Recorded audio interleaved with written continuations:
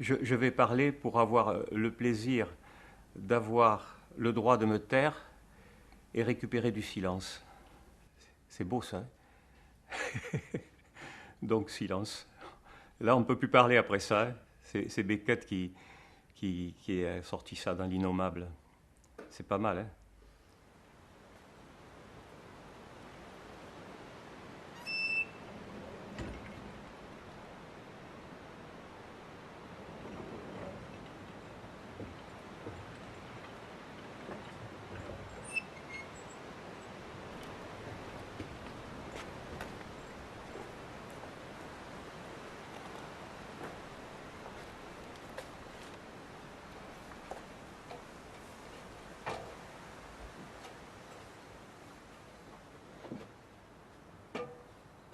Alors, vous voyez ce que c'est devenu maintenant, c'est affreux, quoi.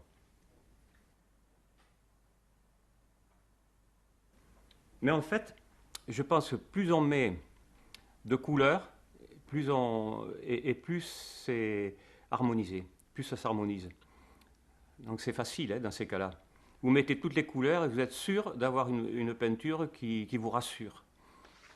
Et c'est un peu ça, là. Vous êtes rassuré, là. C'est plus sale, maintenant, au fond. Non, mais là, vous n'avez pas pris ça, si. Après les Beaux-Arts à Toulouse, dans l'atelier Bergougnan, pendant 2 ou 3 ans, je suis resté là. J'ai j'ai peint sur nature pendant 5 ans à peu près. Et, et fait quelques paysages, toujours assez structurés, ce qui laissait prévoir que j'allais pas rester très longtemps à l'extérieur. Ça, je le sors parce que c'est plutôt un souvenir pour les Toulousains. Des coteaux de pêche David, j'ai fait Elonia. Bon, si on reconnaît peut-être un paysage encore, mais enfin, c'est pas évident. Ensuite, alors ce tableau qui a fait référence pour mon travail parce qu'il est encore plus construit que les autres. Et pour finir, la fin du paysage. Après ça, j'ai plus travaillé le paysage, en fait, hein. Il y a une quinzaine d'années, c'était un combat, ma façon de travailler. C'est-à-dire que je me jetais là-dessus sans aucune arrière-pensée, avec des grandes spatules. Je prenais des grands pots de glycéro de 2 litres ou 5 litres, je ne sais pas combien ça fait, les grands pots, que je versais sur la toile et puis j'étalais. C'était physique, uniquement physique. Et ben, ça donnait. Il y avait tellement d'accidents que j'arrivais effectivement à donner un sens, mais c'était difficile et c'était vibrant. Mais et il n'y avait pas d'illusion de perspective. Et je ne sais pas pourquoi maintenant, en quelques années, j'ai ce besoin de donner une perspective, même si parfois la perspective traditionnelle, je ne veux pas qu'elle se voie et je mets des quadrillages pour faire revenir le fond, donc comme si on était dans une salle de bain. Donc c'est une perspective qui est plus à l'intérieur de quelque chose, d'une pièce, que vers l'extérieur. Mais voilà, donc avant je bouchais tout et j'étalais. Donc tout était sur un plan. Le combat, quand on se bat, c'est vraiment limité au niveau espace, hein. Donc c'était un peu ça. Toute la production des années 83 à 88 est dans cette partie. Je peux sortir, si vous voulez, un ou deux tableaux de cette période-là. Vous aurez de quoi le photographier. Mais celui-là a une histoire. Et je disais à Martine tout à l'heure qu'effectivement, ce qui m'avait intéressé dans la quantité de toiles, je me rendais compte maintenant que le temps a passé et je suis passé avec le temps, mais je me suis j'ai pas eu l'impression de prendre de l'âge, et pourtant le travail a été réalisé, et c'est là qu'on se rend compte qu'on fait quand même des choses finalement. Bon, alors bon, ben, on peut toujours contester ce tableau, mais je l'ai gardé pendant longtemps dans mon atelier devant moi. J'arrivais à rien, ce tableau, j'arrivais pas à le finir. Et j'ai vu une expo Picasso à Barcelone, et il y avait un rouge de cette couleur dans une des peintures de Picasso, et ça m'a permis de réaliser que c'est cette couleur qui manquait au tableau. Et quand je suis revenu à Toulouse, j'ai fait ça, ça, et cette petite tache au fond là-bas, et le tableau était terminé. Et donc je l'ai gardé longtemps avec moi parce qu'il avait beaucoup d'élan, et puis il commençait à y avoir quelques formes symboliques, il commençait à y avoir un peu de sens en plus de l'élan vital, quoi. Cet élan vital qui se ressent là-dedans. J'étais un peu plus intéressé par... je commençais à m'intéresser à un catalogue de formes qui me sont propres, hein, un peu plus organiques. Et c'était moins... Alors que là, c'était étalé à la spatule. Hein. Voilà. Il y a même des réminiscences du piano de ma mère, là, peut-être, je sais pas. J'en ai une trentaine de ces grandes-là, que je sors jamais. Vous avez beaucoup de chance. Voilà une autre aussi, là, du même type. C'est encore pire. Et à la longue, j'avais un certain catalogue, un dictionnaire de formes qui revenait. Et même à un certain moment, j'ai dû interrompre comment dirais-je, j'avais une obsession d'un signe.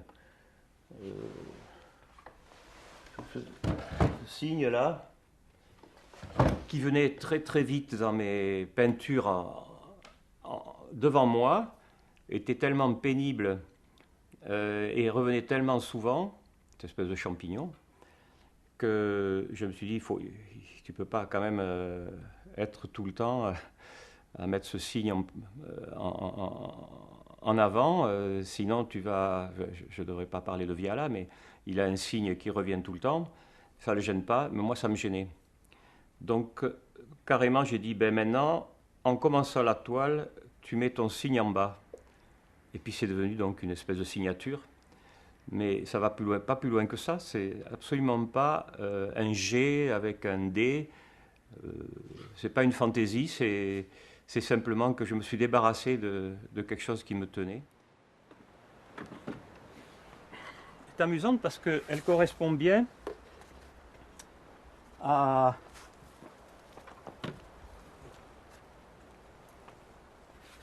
au saut que j'ai fait en 20 ans. Vous voyez la différence quand même, hein. Là, je ne peux pas dire que j'ai prévu les formes et l'atmosphère extérieure à l'avance. C'est venu progressivement en éliminant le trop jeté. Hein, ici, il y avait de l'élan comme dans l'autre, mais j'ai fini par me calmer un petit peu, vous voyez. Et en se calmant, j'ai gardé une espèce d'essence, une base, qui fait que ça, sans l'avoir prévu à l'avance, c'est devenu même un pouce, mais je ne savais pas à l'avance. Il y a même quelques petites, ce jet de Gerhardt, que je ne ferai plus maintenant, hein, parce que ça c'est de 2003, 2004, à 6 ans. Elle a fait référence pour moi aussi. Hein. Enfin, je voulais la montrer celle-là parce qu'elle est assez... Elle fait un lien.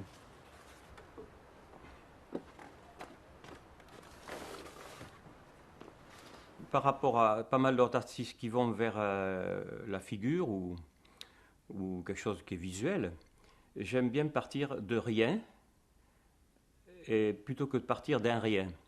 C'est un petit peu différent.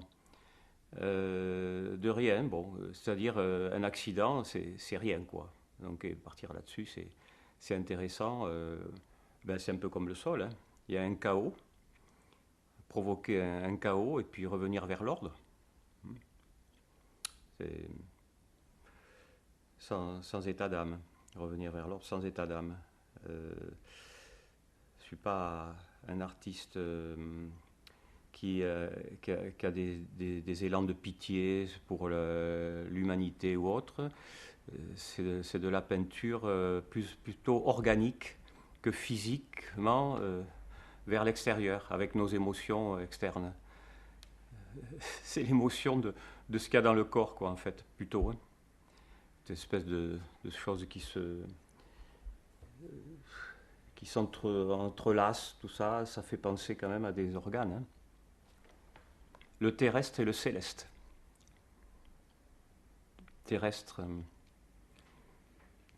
parce que l'homme a réussi à faire des lignes droites, et céleste parce que tout est arrondi, comme tout ce qu'on a un peu imaginé au départ et qui est réel. Tout est arrondi dans le ciel.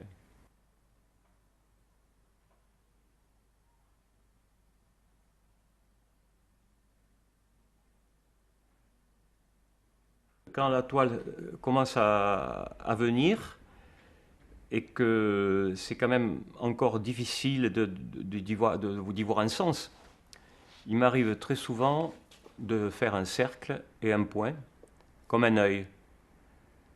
Et cette espèce d'œil, ouais, c'est un cercle en fait, c'est pas un œil, hein, mais je dis un œil parce que j'ai l'impression que la toile me regarde, et donc il commence à y avoir une ressemblance avec moi. J'ai un œil, elle a un œil, on commence à se lier. Et ce qui fait que c'est un petit peu rassurant. Et ça me permet de tourner autour de cet œil, de commencer à équilibrer, à donner une cohérence à l'ensemble. Et puis s'il en manque quelque part, ben j'en mets un autre. Et puis s'il y en a trop, j'en enlève. Et puis bon, même on peut mettre des petits boutons pression, hein, comme il y a là-bas, hein, petits boutons pression. Mais tout ça, c'est organisé de façon à être encore plus choc dans l'expression. Il faut que ce soit expressif. Sinon.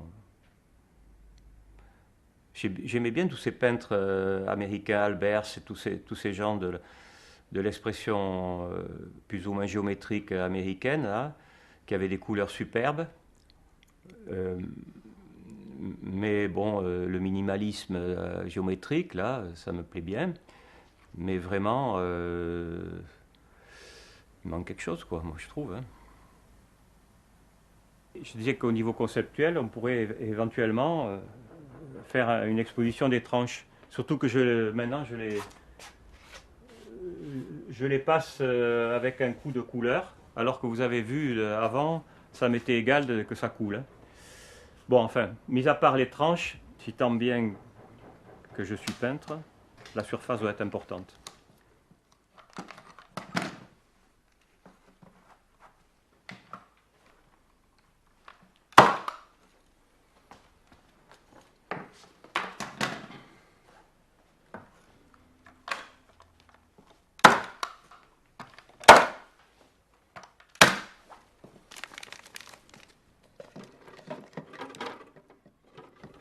Je ne peux me sentir bien dans une toile que si je l'ai montée moi-même.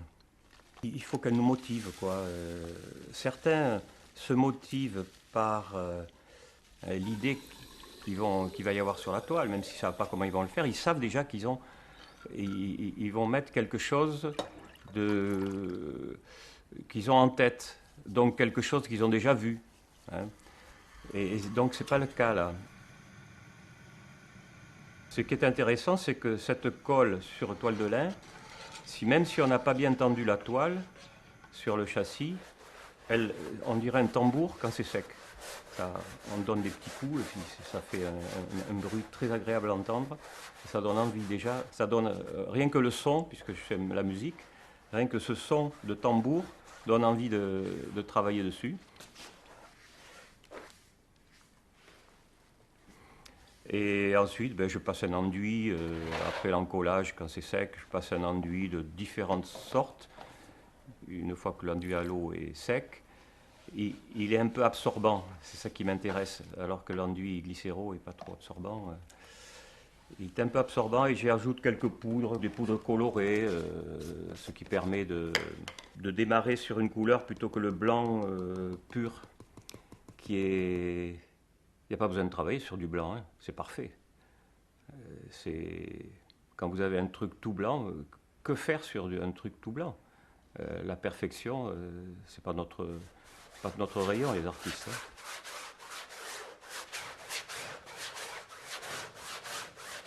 Cet enduit, quand je le passe, il est plus ou moins épais, ce qui fait qu'au séchage, il y a des endroits qui sont un peu plus clairs, un peu plus foncés, et ce sont de ces accidents que je démarre la plupart du temps.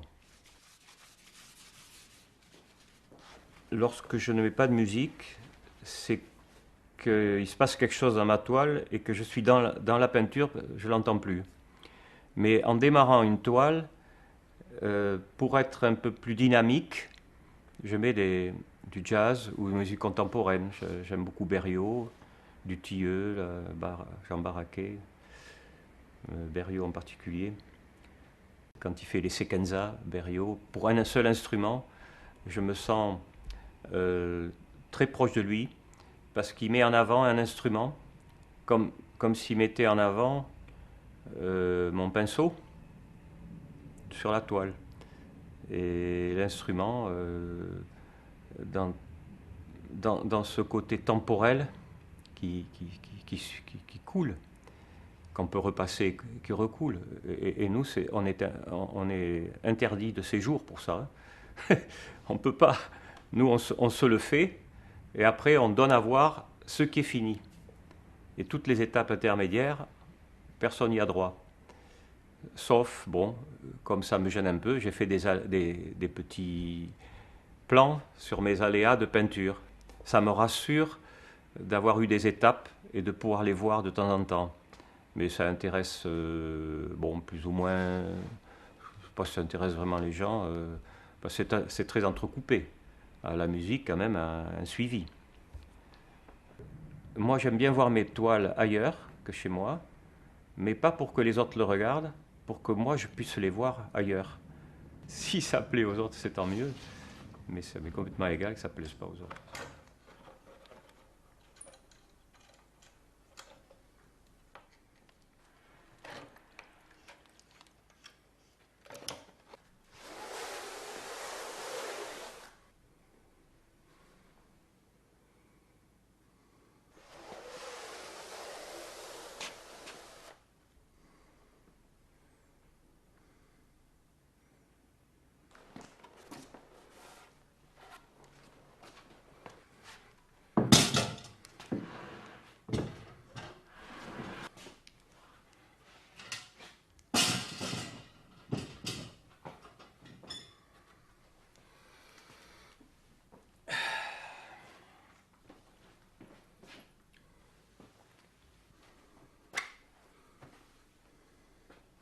Parfois, je mets des tréteaux, comme j'ai ici, là, et je me mets très près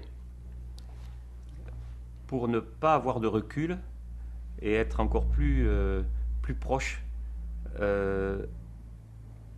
C'est un petit peu comme si je ne voulais pas voir ce que je faisais au départ. Donc c'est bien dans le chaos que je travaille, en fait. Si je suis un peu loin, je suis conscient de ce que je fais comme forme avec la perche, et plus je me rapproche, plus on se rapproche, et plus on est dedans, et puis on est avec la peinture. Et c'est un mouvement qui me plaît, ça, qui me plaît bien. Et alors, catastrophe, après, vous l'éloignez, et vous dites, tiens, j'ai fait ça, c'est pas possible. C'est encore plus chaotique qu'au départ. Donc c'est encore plus intéressant de revenir vers l'ordre. C'est sûr que on est tous pareils, hein, on part d'un enfin tous pareils. Moi je sais pas, j'aime bien partir d'un désordre et revenir vers l'ordre, quoi.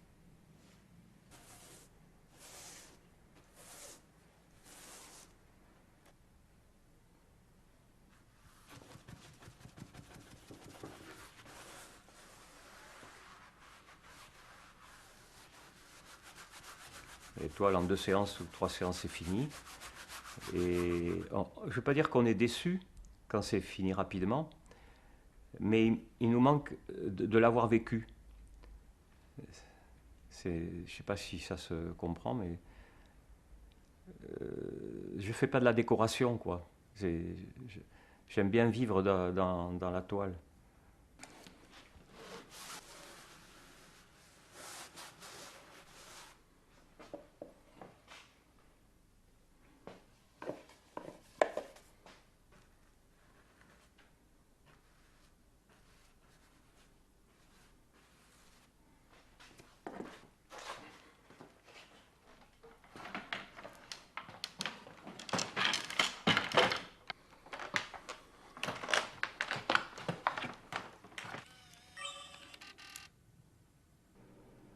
Ouais, elle n'est pas très droite, mais enfin, bon, c'est une aide, hein, surtout.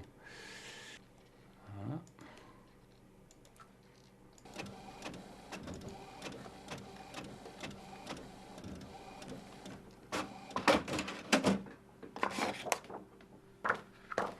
C'est un peu sombre. Enfin, je vais en faire 2. Je me suis permis de prendre une photo de cette première mouture, comme on dit, et de sortir des trois images qui approchent, qui sont très éloignées de la vérité au niveau des couleurs, parce que je vois que le fond, là, est rosé, alors que là-bas, il n'est pas du tout rosé, hein. Il est grisâtre.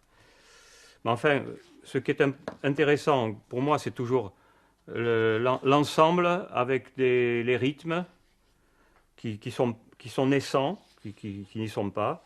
Ça va me donner envie de retravailler ça. Donc, d'une façon, disons, plus adaptée à mon âge. Hein, plutôt que de me lancer, comme il y a 10-15 ans, corps perdu dans ce qui était l'image peinte. Là, je prends un peu de recul. J'ai trouvé un moyen d'être assis et de rester calme devant les événements. Déjà, là, il y a une couleur qui m'intéresse. Sans le faire exprès, elle a coulé, donc elle me donne envie de la pousser un peu. Donc demain, je vais retravailler d'après les quelques indications que je vais avoir sur ce travail, et peut-être pas du tout d'après ces indications. Il est certain qu'il y a des choses à faire dans ces coulures, que je vais m'empresser de...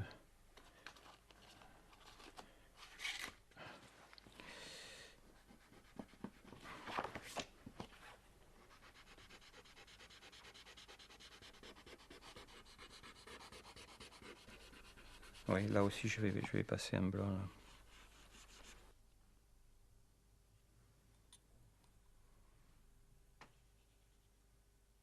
Je ne veux pas m'ouvrir pour regarder comment je vis, mais c'est un échange entre les organes, quoi. Notre vie, c'est un peu pareil dans la peinture. Il y a un échange à peu près équilibré entre tout ça. Enfin, ce qui me tient vraiment beaucoup, c'est équilibrer mon travail. Que j'ai un sentiment que j'ai plus rien à désirer quand il est fini. Voilà, bon, quand j'ai plus rien à désirer, ben j'arrête. Parce que c'est vrai que c'est difficile d'arrêter. Hein. Voilà, bon. Pour vous dire, là, il y a un hiatus, hein, entre le moment où ça débute et le moment où ça finit. Il y a un moment où je ne peux pas expliquer ce qui se passe. On est dedans, donc c'est des moments de conscience et d'inconscience. Des moments C'est ça la liberté en fait, hein.